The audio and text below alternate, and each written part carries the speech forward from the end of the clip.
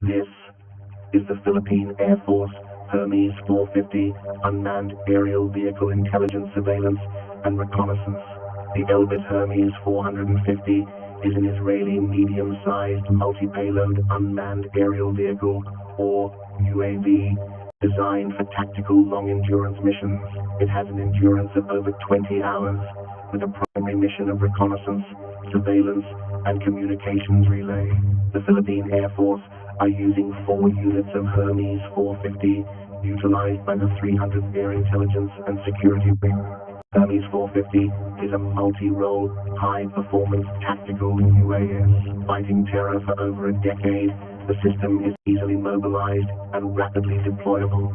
Mission management is performed via the Hermes ground control system. It has been serving as the main intelligence, surveillance, target acquisition, and reconnaissance I-STAR platform.